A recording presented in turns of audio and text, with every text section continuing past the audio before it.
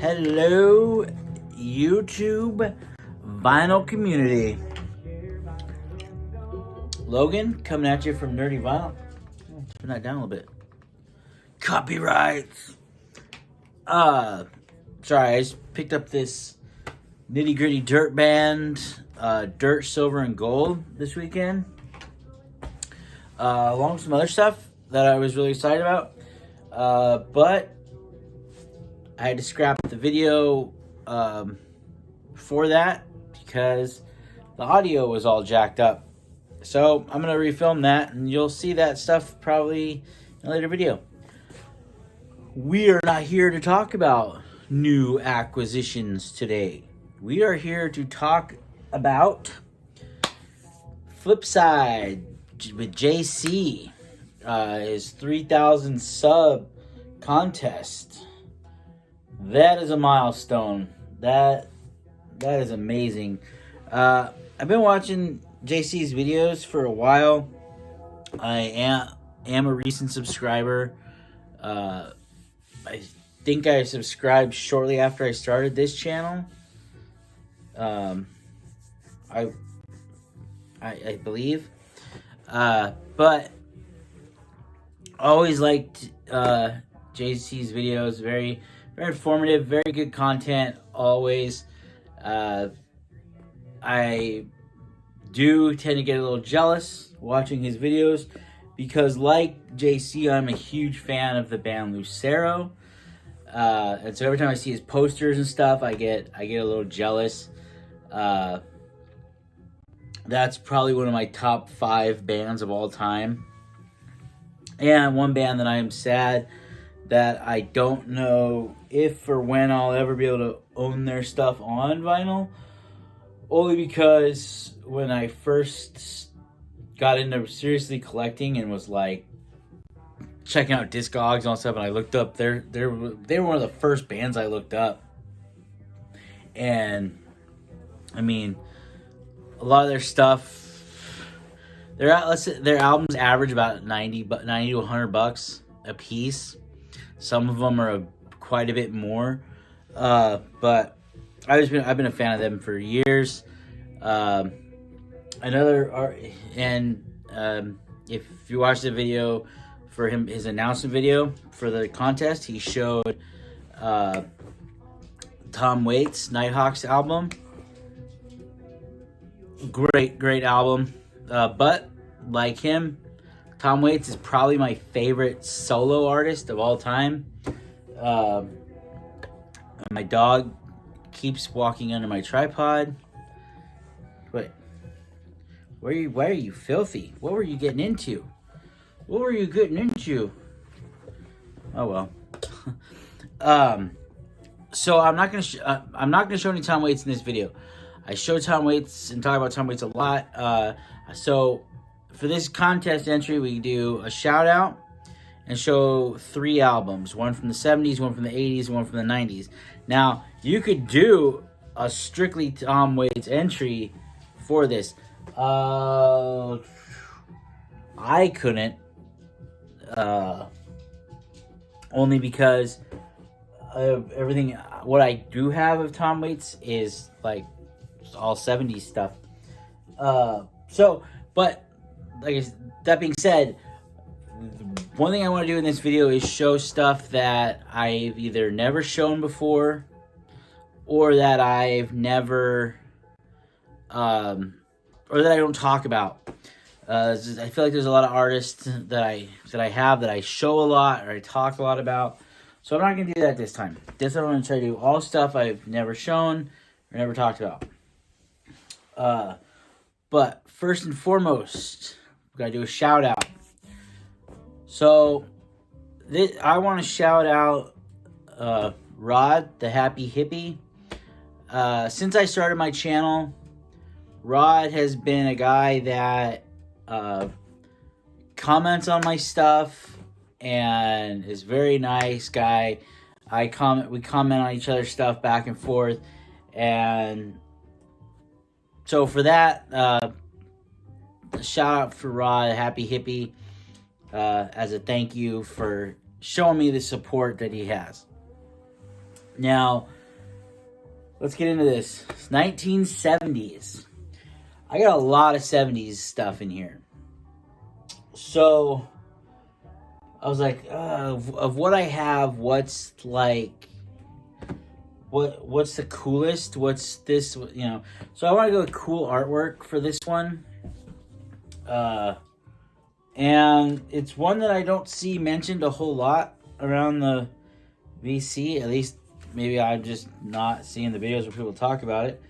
But that is Molly Hatchet, Flirting with Disaster.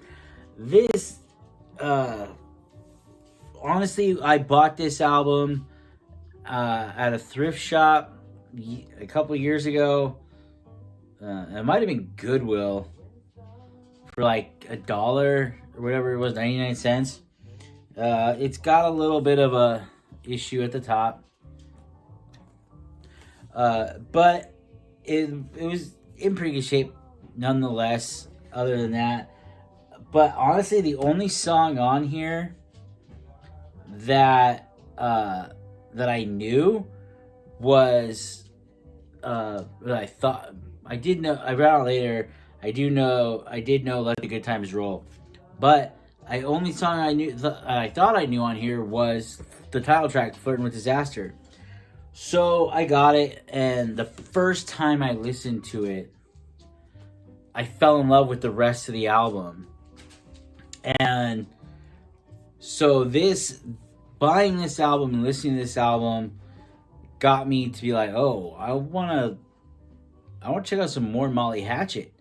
So I'm always on the lookout for more. I see their stuff all the time, but I think I'm gonna keep waiting until I see better copies of everything than what I normally see. But yeah, this is 70s, 1979, Molly Hatchet, great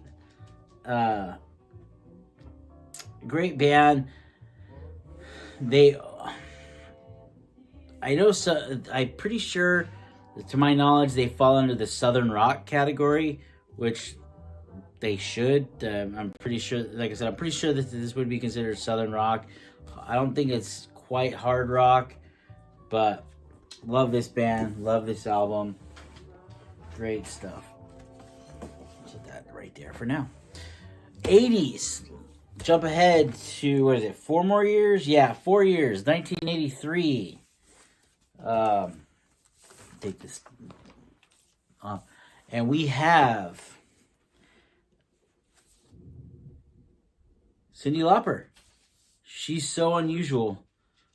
Just great album. I always like the back cover of this, how it's got, what's that painting? Anybody know it? I don't remember. I don't know art, but I know that it's a famous painting on the bottom of her shoes. I know that much. No, that's gonna bug me that I can't think of what the name of that is. Cause I know it, but I can't now. I just can't think of it. It's drawing a total blank. But yeah, we've got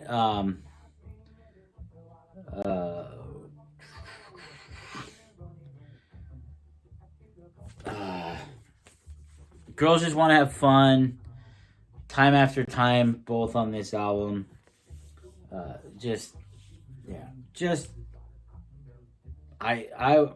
would say it's iconic. I love this album. I love Cyndi Lauper.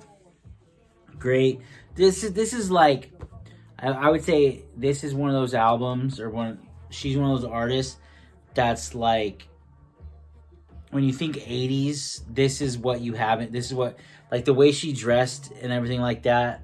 You see pictures of her from the 80s. Like that's kind of what you picture, like that kind of that punk, like hair metal. Just everything was big and loud and boisterous in the 80s, and she kind of embodies that in my opinion. But yeah, great album. Cyndi Lauper, She's So Unusual. Now, 90s. We're going to jump up to 1995. Oh, wait a minute. Before I show this, The album I wanted to show for the 90s, I don't have on, or I don't have on vinyl. I have it on CD. Don't know where the case is, but I know where the CD is because I listen to it all the time in my truck. So this is also from 1995, but it's Chris Isaak, Forever Blue. This is a great album. This album was part of my broken heart regimen for a couple of breakups. Just drank and listened to this on repeat for a couple of days and you just get over it. But yeah, great album. This is one I would love to find on vinyl. I've looked it up and I don't know that this. I looked it up and I think there was a release of it a few years ago. If I remember correctly, so I know that there's a few of his albums that are on vinyl, but I'm pretty sure that this was a limited release on vinyl, and it's like ridiculously expensive. So this is one that unless somebody represses it, and sometime soon or in the future, I don't think this is one I'll ever own on actual record, which is kind of sad. But Chris Isaak. So, one that I do have in record form, which I've noticed a lot of people are doing CDs for the 90s. I think it's just easier. Just not as much vinyl in the 90s. But, so also from 95, Insomniac by Green Day. This is the 25th anniversary edition, so it's got the foil. But it's also got a second disc that's got them live in Prague playing songs off of this album.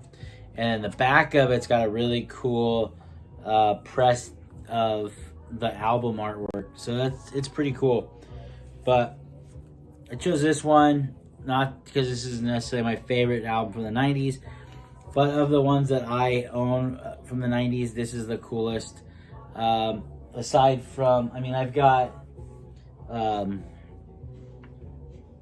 some Petty from the 90s. I've got Wildflowers. I've shown that before. Just a lot, so this I think is the coolest cover art of the albums that I have from the 90s. So yeah, there we go. And that's it. That's my entry for JC. Flip Side, Vinyl Community with JC.